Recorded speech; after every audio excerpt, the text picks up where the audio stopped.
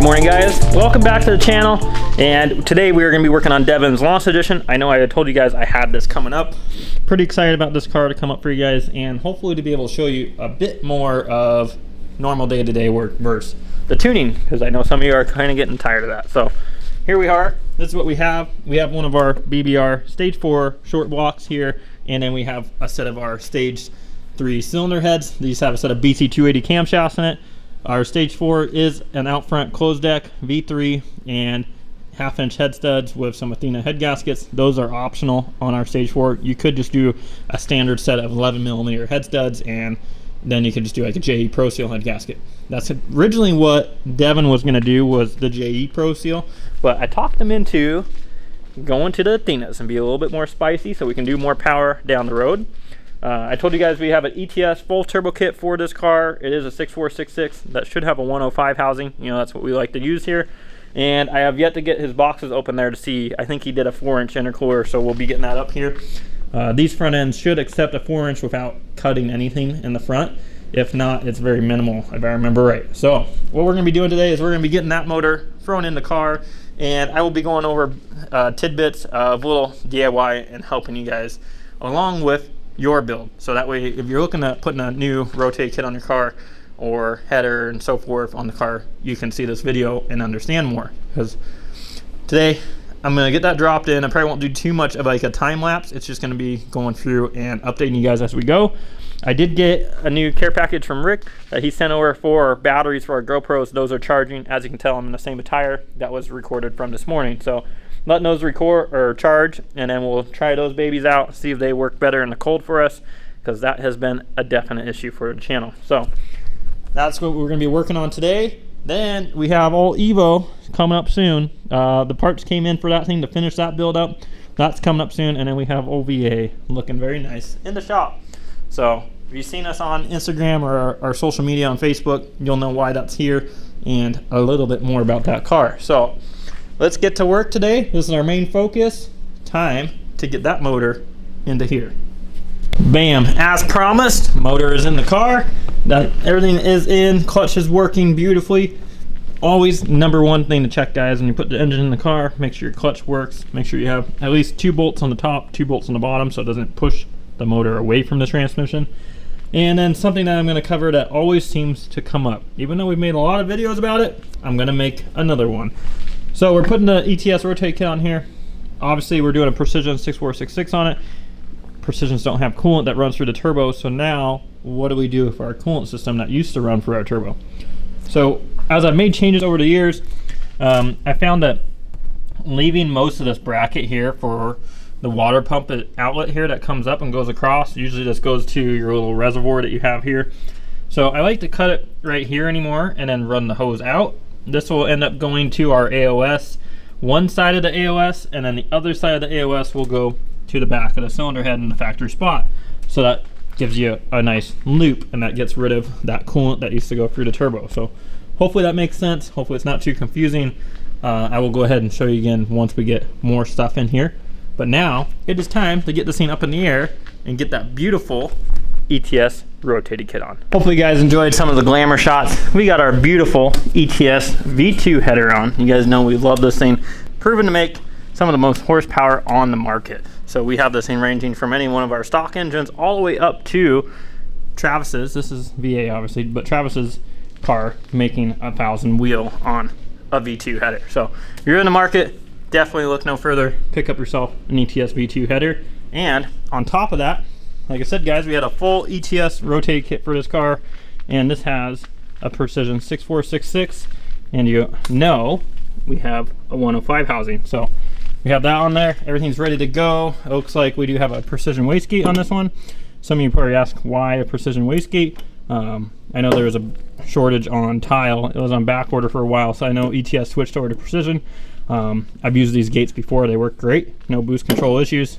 Awesome wastegate. So if you're looking and you can't get a tile or a Turbo Smart, go ahead and grab a precision.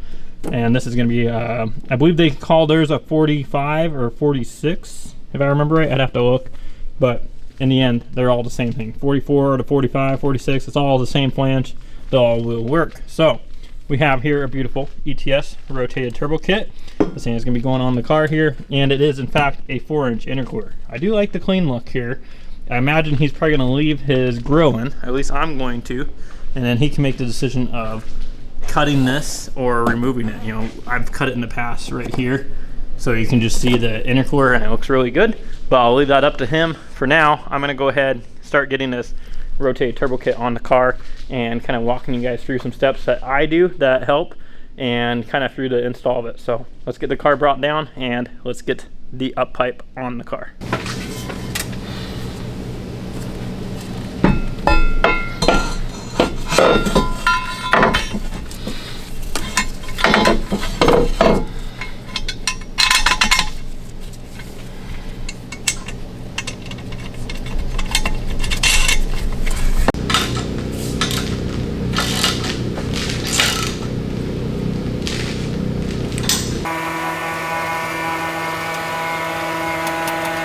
Here we have it. We have our up pipe installed. You guys will notice that I already have had my oil return hose on the engine, and it is very important you put this bracket on. Now, one thing I've learned over the years is to leave it loose on to the transmission.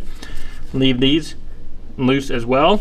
Bolt that connection down at the header, the 2-bolt, and then come back up and tighten the transmission one, and then these. And then he'll have a perfect fitting setup. So you'll notice it is a bare up pipe. I didn't have the wastegate on it already. I prefer to put it in this way and then put the wastegate on here, angle it where I need to, and then we go from there. Jumping a little bit ahead, guys, we now have our wastegate all the way mounted on the car, adjusted where we need it. Turbocharger is on the car. One big note, guys, when you're putting this ETS kit on, it is a V-band kit, and it's very important that you just kind of loosely mount everything. I like to put the turbo on, get it to where it's going to stay here, be right, be in its oil return, and then I'll go underneath, put the downpipe on, put the upper piece on, and I'll come back up here and I'll start at the turbo and work my way down through the car. And once I get everything lined up, I'll start going one clamp, there's another clamp underneath, and then the one in the back where it mates up to your cat back. Then I'll come back up here, make sure everything's tight, go over it one more time, and make sure. This is very important because if you start your car up and these V-bands are not lined up, and I can't really show you now since they're on, but if their mating flanges aren't seated, it's going to create an exhaust leak. And if you have an exhaust leak, that means you're going to have a pre-turbo leak or an after-turbo leak. Pre-turbo being a lot worse. After-turbo, going to throw off some wideband readings if you have one in there and you're getting an E-tune. So it's still just as important, guys. Just a quick tip out there. Leave stuff loose. Make sure you get the flanges lined up, then tighten it all. So this is all together. Now I'm going to go ahead and move to the next step of this car, which is finalize the motor inside the car. So the motor mounts, everything's on underneath, but I'm going to get the starter in, make sure the motor's all bolted in, get everything connected in the back, make sure the starter's connected, heater, core hoses, and then we'll come to the top of the engine. So I'm going to go ahead and jump forward for that, and then I'll catch up with you guys and we'll go over how we get our AOS set up. Thanks to Rick, we're back on the GoPros. Looks like this battery so far is fully charged. So we're gonna see how this thing does in the cooler climate. This is what this battery is rated for. It still says on the package to keep it warm. So we'll see what happens. They're making some really good progress here on Devon's Launch Edition STI. As you can see, a lot of things are together now. And I told you I would walk you back through the AOS install with having Precision Turbo. So what we have here is I have the AOS mounted in the center of the car. To be honest with you guys, I know a lot of you ask about a mounting solution for it. There is no real good mounting solution out there for these AOSs that go into the center. Yes, IAG makes one that goes for the pitch stop. That is for the 08 chassis, and I believe it does work on this same chassis as well, as I've used it before. They point the AOS that way, and I really don't like the look and the way that the lines run. It's just me personally, not saying that it doesn't work. It just aesthetically, I think this looks a million times better. And this thing is held up, looks good. We have our hoses going down like they should, nice, fluent, very nice setup. So let's go ahead and walk through this. I know I've walked through this before, so those of you that have already heard this a million times, I'm sorry, but for those that are new and need to know this, what we have here, IAG, AOS, this one obviously is a competition series, so that goes down underneath the car. We have our three lines coming out of the front of it. Your top two are very simple: valve cover, valve cover. So when I say valve cover, this is going to run across here. As you can see, it goes to the top of the valve cover, the smaller port. That other one is going to run across and go to the valve cover over there. So very easy. Then you have your standard lower hose here and return hose. So those go down into the back of the block. It's going to be a little bit harder for me to show you, but again, these are very easy. They go together. Now, a lot of you get confused when we delete the expansion tank. As you guys know, I hate that thing. We don't run it on any of our builds, and a lot of you wonder how we do it. So the way that I do it, and I showed you earlier, is I've already cut that water pump pipe that would usually come out here. I mean, technically you could leave it and run a hose off it, and it just looks cleaner this way. But regardless, is you need to connect the hose to that water pump outlet, no matter where it is. And then we still have our back port in the head. So what I've done is I've taken one port running from the AOS down and across, and it goes to the back of the head. Then the other one comes over, down, and mounts to our water pump crossover or water pump outlet. So that is all taken care of there. Yes, you can do it when the intake manifold on. I just ran it down underneath the inlet here, which is now a charge pipe, and it runs against the shock tower here. One thing to take note, when you do a rotated turbo kit or any kind of aftermarket turbo kit on your car, Subaru based, definitely make sure your engine harness is nowhere near the hot parts of the kit. If you let that touch that, you are gonna possibly hurt your engine or have a lot of electrical issues, which will in turn hurt the engine if you continue to drive it and you don't catch it right away. So it's very important, make sure everything is pushed against here. I always remove the bracket for the power steering setup here, redo it, put it through these ABS lines here, and it really tucks it over. And then you'll notice here, everything is pushing the harness over. So you have the power steering lines that are now protecting the engine harness. I know it's going to be really hard to see it down there. You have the hoses for the coolant protecting it. And then you have this oil line pushing everything over. So that way we never run into an issue. He's never gonna have a problem with it touching the engine harness. So that's another big key point, guys. You will notice that how I run my engine harnesses is different than most of you guys out there. Normally they run over here. I think that looks pretty tacky, and you know, it just doesn't look that great. So the way I run it here, and this has no cable ties on it yet, but this will be tied up here, and then I always ground to the actual engine. I think this was a much better ground versus grounding here, and some of you will have phenolic spacers, which is a material there, and you have two gaskets and it's got to go through that and so forth. Whether it may work just fine, I would prefer to have a metal on metal ground, because this is your whole engine harness ground. Very important, guys. So that's where I mount it, right to the ABCS there, tucks the harness over real nicely, and that covers that for you. So now that we got this thing pretty much all together on the top of the engine, I know some of you are probably gonna ask, what fuel system do I do, or what fuel system is in this car? So this one is a little bit underrated, guys. He already knows that. He's gonna take it back home, go through the break-in period, and then return later with a larger fuel system. So right now, we have a Cobb fuel line kit on here. You can see we have a set of IAG fuel rails, and we have a set of ID 1050X injectors, because his setup before was much smaller and these injectors were just fine. Now obviously a 1050X injector will run just fine through break-in on this thing. I can control the power of the car through the ECU and boost, right? So that is not going to be a problem. He can break it in on this, and then he can put his larger ID 2000s he's going to put in this car, because he said he's going to run it just on mainly ethanol. And then he's going to run a dash 8 feed, dash 6 return, and dual Walbro 450. So that gives you an idea later on. But right now, AEM 340, 1050s, Cobb fuel line kit, IAG rails are on here, and it has a radium regulator on it with a gauge, so that you guys know. Also, I wanted to touch base in this video. Big shout out to the guys over at iWire. They always take care of us, as you guys have seen on the channel. We've been using their products now for the last couple of years, and they are phenomenal, guys. I love their products, love those guys over there. So what we have here is we have a plug and play speed density conversion kit. This simply plugs into your mass airflow sensor plug that you would normally use if you were a mass airflow car, and converts it over to an intake temp sensor. So we have that, And then we have a map adapter, because you guys know I like to run AEM map sensors. So we have an AEM map sensor to a factory adapter. Simply plug and play, guys. Don't be cutting your harnesses. Go on iWire, go ahead and grab yourself a plug and play harness, and don't worry again. So we have both our sensors for that. I believe I told them a 5-bar map sensor, which it doesn't say on there. I'd have to look inside, but I'm pretty certain it's a 5-bar map sensor. Then we have their awesome iWire wideband kit, guys. This thing is awesome. So if you guys want to do an E-tune from anyone and an E-tune for me, this would be the wideband kit that I'm going to recommend you, because it's literally plug and play. Being a tuner, you can see it right on the ECU data, and for e-tuning, that is phenomenal. That's what we need. So this here, like I said, is plug and play into the factory harness, ready to go for you guys. So let you plug it into your rear O2 sensor plug right on the top of the transmission, plug your sensor in, and you're done. You're ready to go. So that is going to be going in here. Some are going to be like, well, why the heck are you putting that in here?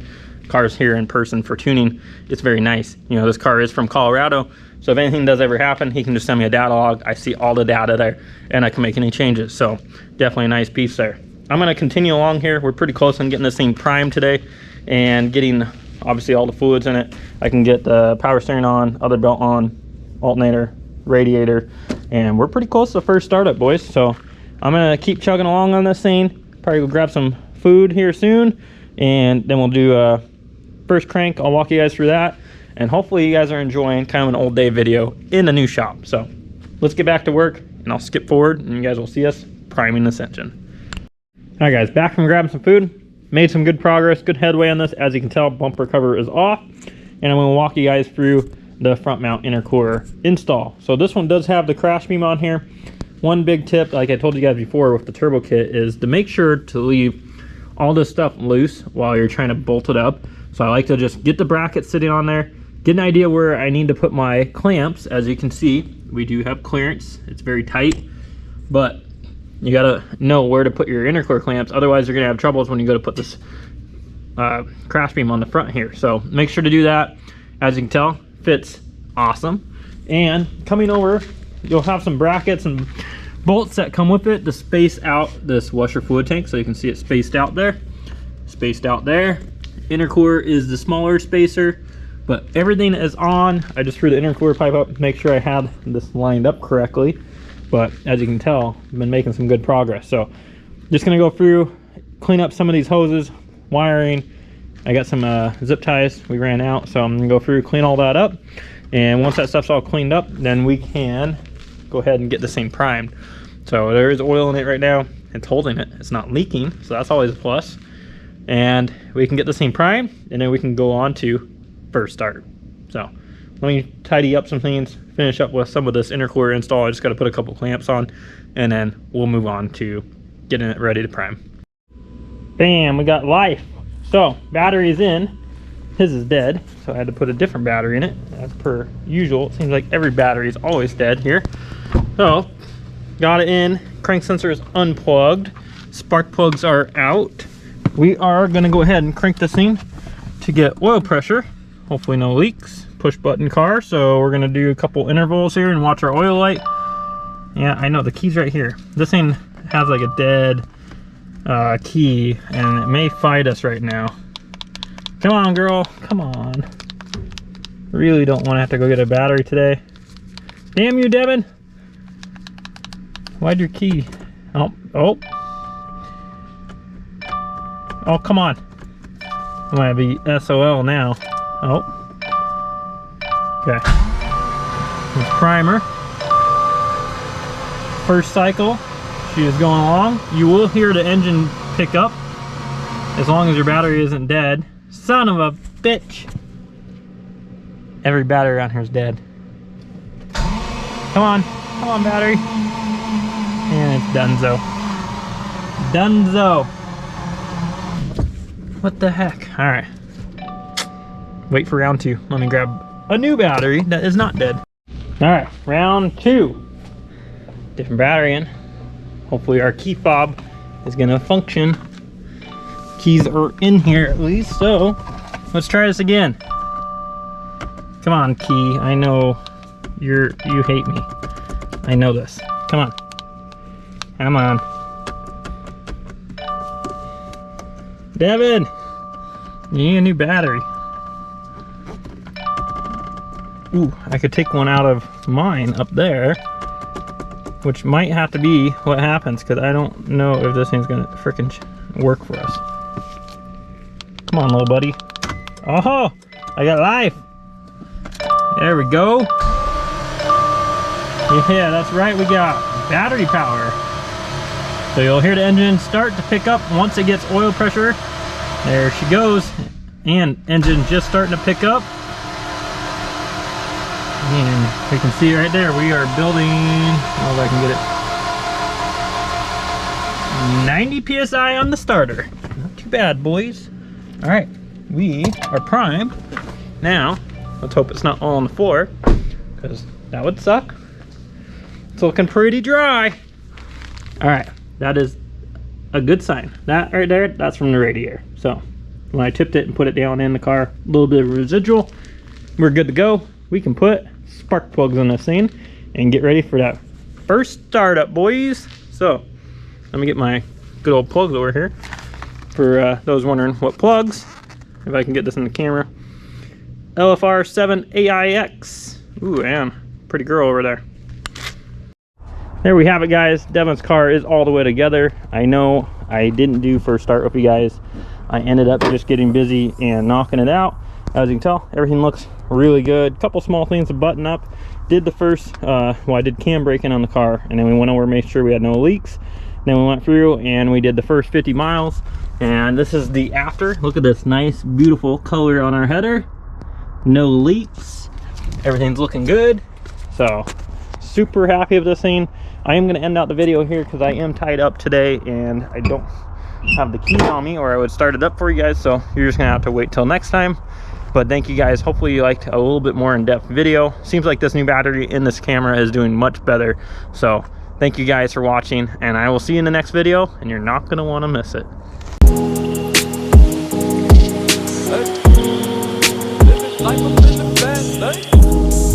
Living life up in the fast lane. Hey. Living life up in the fast lane. And I ain't slowing down, I ain't slowing down, I ain't slowing down. Living life up in the fast lane. Pedal to the ground, pedal to the ground, pedal to the ground. Living life up in the fast lane. Life, though you lemons, you just put them in Coronas. Coronas, Coronas. I've been working, I need that advance with the bonus. The bonus, the bonus.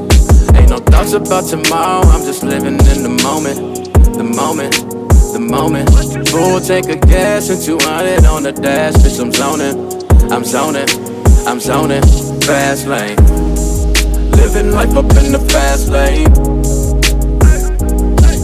Hey. Living life up in the fast lane. And I ain't slowing down, I ain't slowing down, I ain't slowing down.